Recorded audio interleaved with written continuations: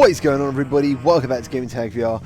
My name's GT and today we are doing a review of Warhammer 40,000 Battle Sister on the Oculus Quest 2. This game was released today for $30. It features 10 chapters and it took me to complete the campaign up to 3 hours. When it comes to options, it's pretty standard for most VR games. I played this entire game seated, however, because I didn't realise I was going to finish it. And of note, the only thing missing is smooth turning, so there is no smooth turning in this game.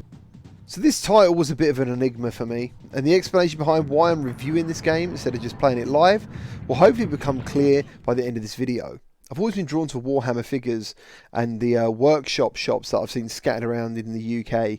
I've no idea how to play the game, but I've always been quite attracted to the little figures and the set pieces. I think they look fantastic. They're aggressive, strong looking, and it really gives you a sense of a future that is constantly a war. I also remember this isn't my first Warhammer game. There was a game called Squad Command on the PSP, which I really liked. And I'm pleased to say that the style of Warhammer actually translates well into VR like a first-person shooter. Well, as I said in the beginning about playing it seated, this game is a lot shorter than I was told. Someone told me it was around 8 hours. I've done it around 3. So bear that in mind when you're thinking about spending $30. When it comes to replayability, personally I don't think I'd have any replayability, but there is co-op multiplayer coming next year. The massive armour, you know, the decorated body armour, the big guns, the plasma swords. There's all that stuff's in this game. Flamethrowers, shotguns, grenades, and also even a chainsaw blade. That is fantastic. You know, all this stuff, I got so excited when I saw the chainsaw blade. I was just like, oh my god, this is like Gears of War, but in first person. This is so cool. But after that coolness, you start to see a lot of things are lacking in polish. In fact, this game is lacking a lot of polish. I'll start with some basic stuff. With the graphics, for example. The graphics on the weapons look really great. The main characters and the more important enemies look good. And then the levels, they're like two halves, you know. They can look really good and they can look really poor as well, like super low textures. And I'm talking like N64 bad textures in some places. Weapons have no weight whatsoever, so a lot of the combat, which is when I realised I could just use the chainsaw and the sword just to like bat people over the head. It sort of took away a lot of the intensity. Not only that as well, if enemies are shooting at you, you can literally just strafe left or right and they can't hit you. So unfortunately that's where it starts becoming undone. Once you figure out these things, which don't take long, you've got a way of winning this game very easy. Don't get me wrong, the Oculus Quest does impress me, and I don't forget this is a standalone headset, but we've seen better on the headset. I feel this game was released too early as well. Something about it when I'm playing it, I still feel like it needed that polish. But anyway, over to music. The sounds are good. The music's actually really good in certain scenes. I really enjoyed that. The vocal work is very good. But there's at no point did I feel like I was part of the story, really. I definitely felt like it is someone else's story, but I'm in a first person, so I just felt like a camera because they feel very scripted.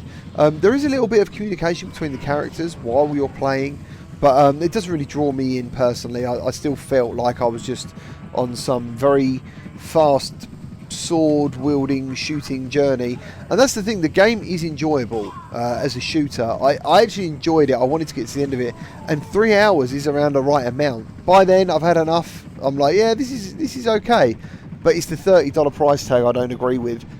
After completing it and semi enjoying it, I would say $18 to $20 should be around the right mark for this, and that's if you're a fan of Warhammer. There were some other odd issues as well. My right controller just constantly vibrated. As I said, characters will literally just disappear into walls.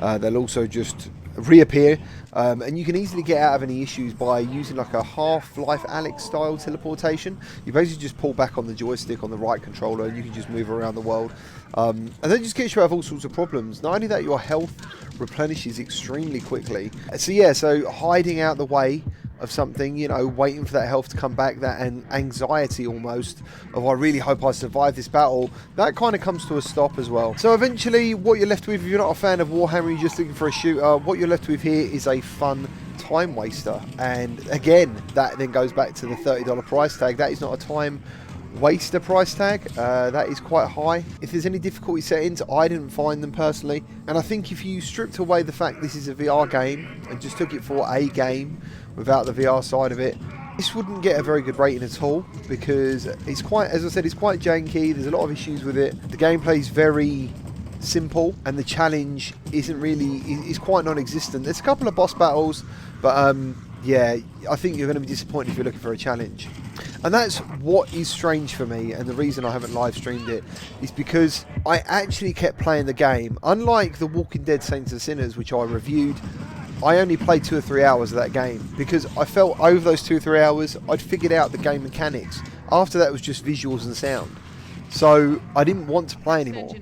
With this game, something kept pushing me to keep playing. I can't really figure out what that is because, as I said, there's a whole list of issues I have with this game. The length in comparison to the price, the graphics in some places are bad, the jankiness of the game overall in places, and the gameplay is very simple.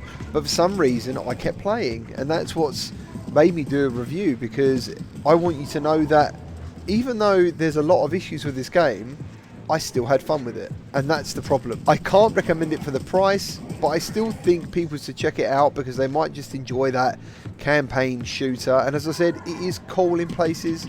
You know, this is a difficult one. This is a difficult one. It's put me on the fence. It's the price that makes it difficult. If this was, I don't know, $15, $20, I'd probably give it a bit more of a thumbs up. But at the moment, it's more of a 5 out of 10.